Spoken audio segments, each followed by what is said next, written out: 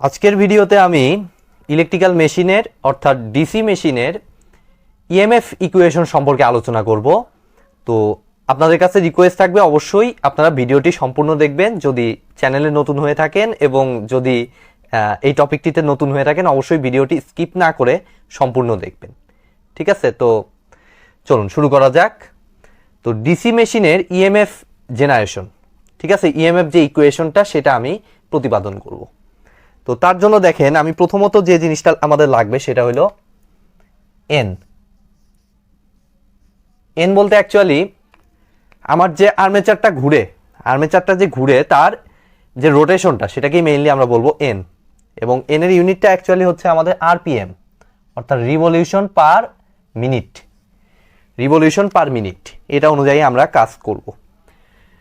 তো আমি সিম্পলি একটা লাইন লিখবো, আমি সিম্পলি ঐকিক নিয়মের মাধ্যমে জিনিসটাকে আমি বোঝানোর চেষ্টা করব। তো তার জন্য দেখেন আমি একটা কথা লিখলাম যে আমার যে ডিসি মেশিনের যে কন্ডাক্টরগুলো আছে সেগুলো অনুযায়ী আমাদের time required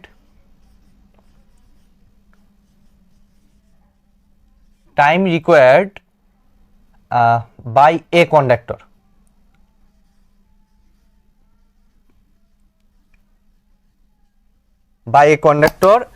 for N rotation.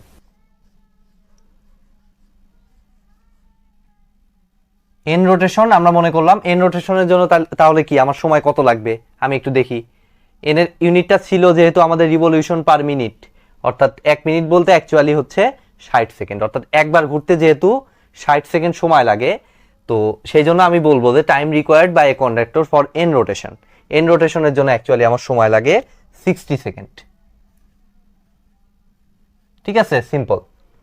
তো এখন আমি ঐকিক নিয়ম করে দেখেন time required by a conductor for one rotation, একটা রোটেশনের জন্য তাহলে সময় কত লাগতেছে আমাদের, সিম্পলি 60/n সেকেন্ড।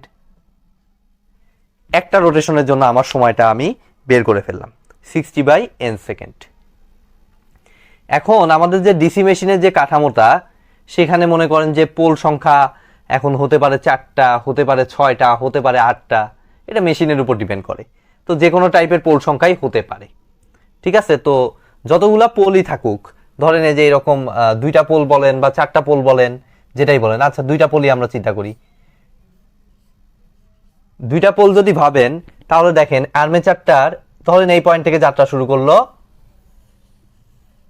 শুরু করে আবার এই পয়েন্টে ফিরে আসতে, অর্থাৎ ওয়ান রোটেশন করতে মেইনলি কতগুলা পোল অতিক্রম করতে হচ্ছে। যতগুলা পোল আমাদের সিস্টেমে দেয়া থাকবে ঠিক ততগুলাই পোল আমাদের অতিক্রম করতে হচ্ছে একবার রোটেশনের জন্য। দেখেন ক্লিয়ারলি দেখতে পাচ্ছেন এখান থেকে শুরু করে এই যে একটা পোল, এখান থেকে শুরু করে এই দ্বিতীয় পোল, অর্থাৎ 2টা পোল অতিক্রম করতে হচ্ছে। যদি 4টা পোল থাকতো তাহলে 4টা পোলই লাগতো। দ্যাট মিনস আমাদের এইখানে দেখেন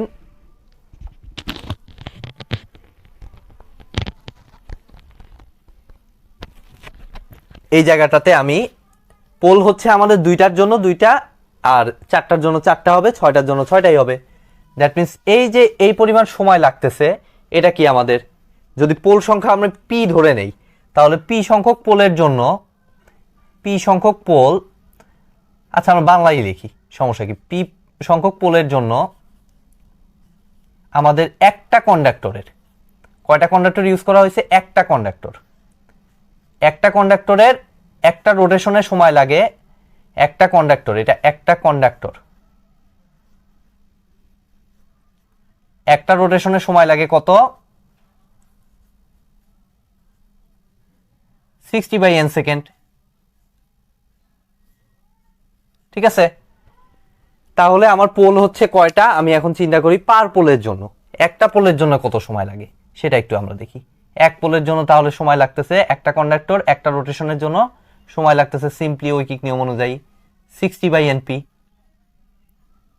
ঠিক আছে, তো এটা হচ্ছে আমাদের ইয়াটা পাইলাম, মানে একটা পোলের জন্য একটা কন্ডাক্টরের একটা রোটেশনের সময় লাগে 60/np সেকেন্ড।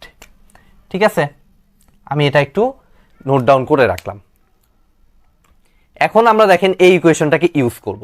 কিভাবে ইউজ করব, আমরা খুব সম্ভবত ইলেকট্রোম্যাগনেটিক ইন্ডাকশনের মেইন ফর্মুলাটা আমরা জানি, অর্থাৎ ই ইকুয়াল টু, আমি এইটুকু দেখেন মুছে দিচ্ছি আপাতত, এটা লাগতেছে না, আমাদের জাস্ট ফাইনাল লাইনটা লাগতেছে আপাতত একটা পোলের জন্য।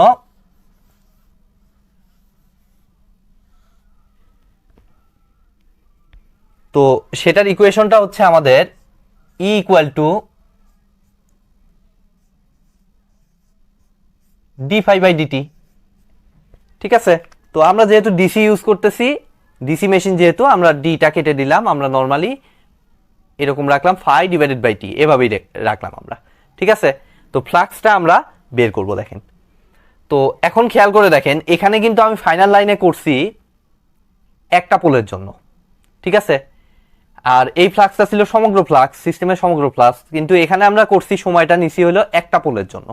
ঠিক আছে, ফাইনাল লাইনটা যে লিখছি, তাহলে একটা পোল হলে নিচে যদি একটা পোলের জন্য হয়, উপরেও তাহলে ফ্লাক্সটা হবে একটা পোলের জন্যই।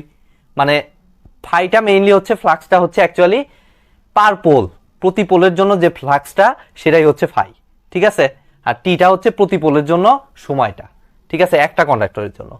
তো সেটা অনুযায়ী আমাদের দেখেন ফাই তো ফাইয়ের মতোই রাখলাম, আর একটা পোলের জন্য একটা কন্ডাক্টরের এক রোটেশনের জন্য সময় লাগে 60/np সেকেন্ড। এটাকে নর্মালি আমি বসায় দিলাম।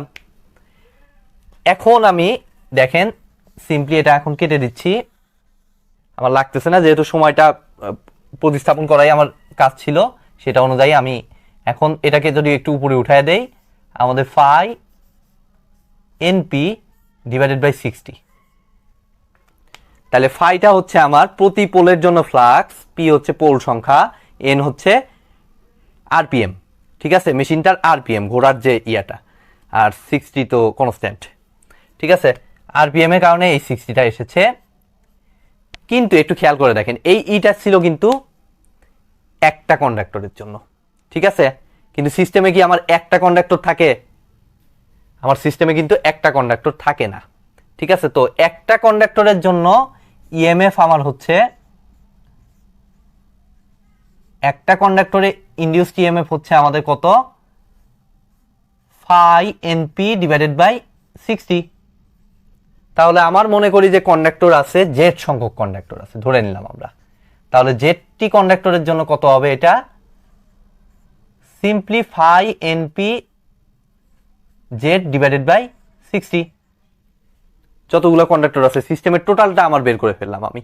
ঠিক আছে, টোটাল আমার যদি জেড সংখ্যক কন্ডাক্টর থাকে তাহলে φ/np/60। এখন জাস্ট আমি দেখেন এগুলো আমি কেটে দিয়ে ইএমএফ এর মোটামুটি ফাইনাল, এখনো ফাইনাল হয় নাই, আরেকটা স্টেপ আছে, তারপরে ফাইনাল হবে। তো মোটামুটি ফাইনাল ইকুয়েশনটা হচ্ছে আমাদের φ/np/60। মোটামুটি ফাইনাল ইকুয়েশন পাইছি। এখন আমি দেখেন আরেকটা জিনিস চিন্তা করব, সেটা হচ্ছে আমাদের একটু ডিপে যেতে হবে। আর্মেচারের যে ওয়াইন্ডিং, আর্মেচারে অসংখ্য তার আছে, যে আর্মেচার ওয়াইন্ডিং সম্পর্কে এখনো আমি ডিটেইলসে আলোচনা শুরু করিনি, আমি ধাপে ধাপে আলোচনা শুরু করব, সেখানে আপনি হয়তো ক্লিয়ার হয়ে যাবেন পুরোপুরিভাবে। তো সেই আর্মেচার ওয়াইন্ডিং থেকে আমি একটা জিনিসের হেল্প নেব, সেটা হলো নাম্বার অফ প্যারালাল পাথ। ঠিক আছে, অর্থাৎ আর্মেচারের ভিতরে ওই ওয়াইন্ডিং এ অসংখ্য প্যারালাল পাথ থাকে। ঠিক আছে, সেই প্যারালাল পাথ সবগুলোর জন্য কিন্তু ইএমএফটা এটা। ঠিক আছে, তো আমি মনে করি এই প্যারালাল পাথকে প্রকাশ করা হবে এ দ্বারা। এতে মেইনলি বলা হবে কি? Number of parallel path. সিস্টেমটা লাইক এরকম যে আমাদের ইএমএফ এরকম অসংখ্য প্যারালাল পাথ থাকবে, প্রতি পাথের রেজিস্ট্যান্স এটা এরকম অসংখ্য প্যারালাল পাথ। ঠিক আছে, তো ফাইনালি এই পাথ হয়ে আমার আর্মেচারে মেইনলি একটা কারেন্টটা পাবো। ঠিক আছে, তো সবগুলো কম্বাইন্ড ইয়েটা হচ্ছে আর্মেচার কারেন্ট, যেটা আমরা ডিটেইলসে পরবর্তীতে জানবো, কোনো অসুবিধা নাই। তো এগুলো হলো এক একটা প্যারালাল পাথ, এখানে কানেকশন থাকবে, কোনো অসুবিধা নাই, আমি সিম্পলি একটু বুঝাই দিলাম জিনিসটা। তো এই দেখেন, এই এ সংখ্যক প্যারালাল পাথের জন্য আমার ইএমএফটা কত? এই 5/np/60 সিম্পল। তাহলে পার প্যারালাল পাথ, একটা প্যারালাল পাথের জন্য ইএমএফটা কত হবে? Simply 5 pn Z divided by 60। এটাই হবে মোটামুটি ভাবে আমাদের ইএমএফ এর ফাইনাল ইকুয়েশনটা। সিম্পলি আমি এখন দেখেন এটা যেহেতু বের করে ফেলেছি, আমি এখানে একটা এ বসায় দিলে আমাদের ফাইনাল ইয়েটা হয়ে যাবে। তবে এটুকু আমি মুছে দিচ্ছি, আর প্রত্যেকটা টার্ম আমি একবার বলে দিচ্ছি। দেখেন সব কিছুর ভিতর কিন্তু এই ফাইটা প্যাচ লেগে যায়। ফাইটা অ্যাকচুয়ালি কিন্তু টোটাল ফ্লাক্স না, ফাইটা হচ্ছে পার পোল, প্রতি পোলের জন্য ফ্লাক্স। ঠিক আছে, যেটা আমি ওই থিওরি ডিরাইভেশনের ভিতরে আমি লিখেছিলাম, ফাইটা হচ্ছে প্রতি পোলের ফ্লাক্স। এন হচ্ছে আমার আরপিএম, মেশিনের আরপিএম যেটা, পি হচ্ছে আমার পোল সংখ্যা, জেড হচ্ছে কন্ডাক্টরের সংখ্যা, আর এ হচ্ছে নাম্বার অফ প্যারালাল পাথ। ঠিক আছে, তো এটা খুবই ইম্পর্টেন্ট সলিউশন আমার, খুবই ইম্পর্টেন্ট একটা ইকুয়েশন, যেটা আমাদের ডিসি জেনারেটর বলেন, ডিসি মোটর বলেন, প্রত্যেকটা জায়গায় এই ইকুয়েশনটা আমার ম্যাথ আছে। ঠিক আছে, তো ম্যাথের জন্য এই ইকুয়েশনটা ভেরি ভেরি ইম্পর্টেন্ট। ঠিক আছে, তো পাশাপাশি থিওরিটিক্যাল আরও কিছু ইকুয়েশন আছে, সেটা আমি এখন প্রতিপাদন করার চেষ্টা করব। তো দেখেন আমি সিম্পলি সিস্টেমটাকে এই জেডটা অর্থাৎ নাম্বার অফ কন্ডাক্টর, দেখেন একটা মেশিনের ভিতরে এই কন্ডাক্টরটা থাকে, যেহেতু মেশিনের ভিতরে, এটা ম্যানুফ্যাকচারাররা ভিতরেই এই কন্ডাক্টরের নাম্বারটা দিয়ে দেয়। তো এটা তো আপনি চেঞ্জ করতে পারবেন না নিশ্চয়ই, তো এটা অবশ্যই তাহলে হবে কনস্ট্যান্ট একটা ভ্যালু। মেশিনের ভিতরে যেহেতু থাকে সেটা চেঞ্জ করার কোনো কোশ্চেনই আসে না। একইভাবে এটা হচ্ছে প্যারালাল পাথ, এটাও মেশিনের ভিতরে থাকে আর্মেচার ওয়াইন্ডিংয়ে, এটাও আপনি চেঞ্জ করতে পারবেন না। দ্যাট মিনস এ তো কনস্ট্যান্টই হবে। আর একটা মেশিন, আপনি যদি একটা মেশিন ইউজ করেন, একটা মেশিন থেকে আউটপুট পাইতে চান, সেই মেশিনে পোল সংখ্যা নিশ্চয়ই চেঞ্জ করতে পারবেন না, 2টা থেকে 4টা নিশ্চয়ই করতে পারবেন না। এটাও ম্যানুফ্যাকচারাররা ওইভাবেই তৈরি করে দেয়। আপনি 2 পোল ইউজ করতে চাইলে 2 পোল ইউজ করতে হবে, 4 পোল ইউজ করতে চাইলে 4 পোল ইউজ করতে হবে। দ্যাট মিনস আমাদের পিটাও কনস্ট্যান্ট।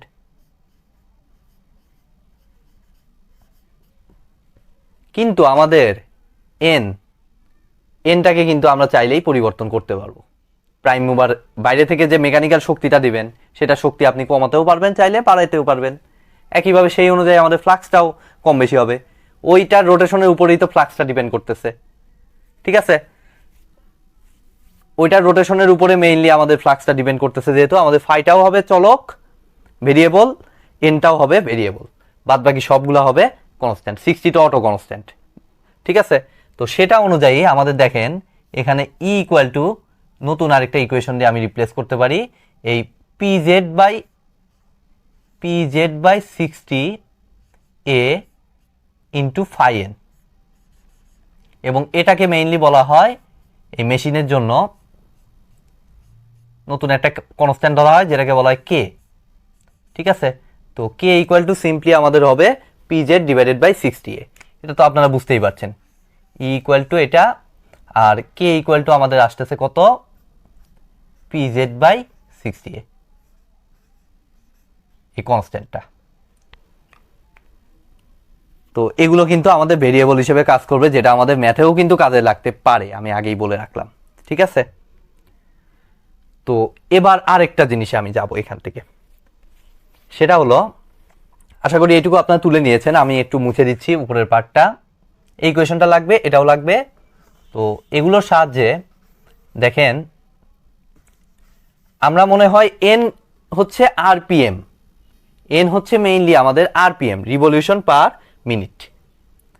এখন যদি এনটাকে আমরা ওমেগাতে কনভার্ট করতে পারি, অর্থাৎ অ্যাঙ্গুলার ফ্রিকোয়েন্সি যেটা ওমেগা, তো ওমেগা ইকুয়াল টু আবার আমরা কি জানি,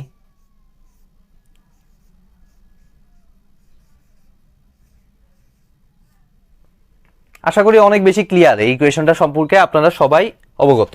এইচএসসি থেকে আপনারা করতেছেন omega equal to 2 pi N divided by 60, যদি আরপিএম এ থাকে সেক্ষেত্রে omega equal to 2 pi N divided by 60। ঠিক আছে, তো সেখান থেকে আমাদের এন এর ভ্যালুটা কত আসতেছে, আমাদের 60 জাস্ট আর আর গুণ করে এক সাইডে রিপ্লেস করে রাখি, 60 ওমেগা বাই 2 পাই। তো এগুলো মুছে দিচ্ছি। এখন আমাদের মেইন ইকুয়েশনটা কি ছিল, আমরা একটু মেইন ইকুয়েশন ওই প্রথমে যে ইকুয়েশনটা প্রতিপাদন করে রেখেছিলাম, E equal to 5pnz divided by 60a। তো এটার এখন n এর জায়গাটায় আমি এই ভ্যালুটা বসায় দেব। তো তাহলে আমাদের কত আসতেছে 5pz divided by 60a, R n এর জায়গায় যদি এটা বসাই আমাদের 60 ওমেগা ডিভাইডেড বাই 2 পাই। তাহলে এই 60 কাটা আমাদের এখন আসতেছে 5pz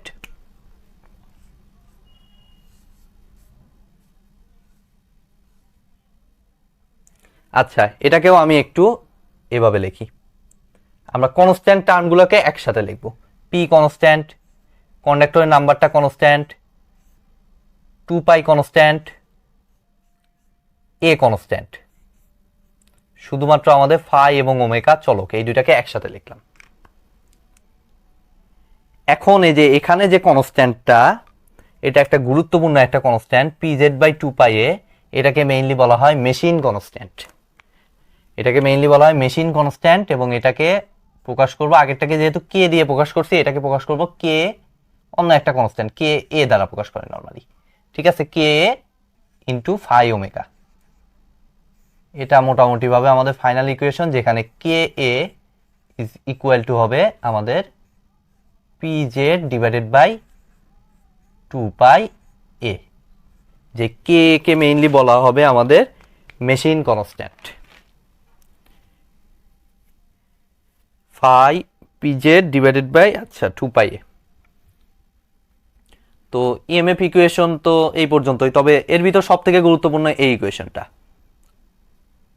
ঠিক আছে, তবে ওমেগার ইয়াগুলোও আসে অনেক সময়, কে ফাই ওমেগা এগুলো দিয়েও করতে হয়, কখনো ওমেগা দিয়ে করতে হয়, কখনো এন দিয়ে ম্যাথগুলো করতে হয়। তো আশা করি আপনারা বুঝতে পেরেছেন। আজকের মতো ভিডিওটি এ পর্যন্তই। ভিডিওটি যদি ভালো লেগে থাকে অবশ্যই ভিডিওতে একটি লাইক দিবেন, বন্ধুদের সাথে বেশি বেশি শেয়ার করবেন, আর চ্যানেলে যদি নতুন হয়ে থাকেন অবশ্যই চ্যানেলটি সাবস্ক্রাইব করবেন। ধন্যবাদ।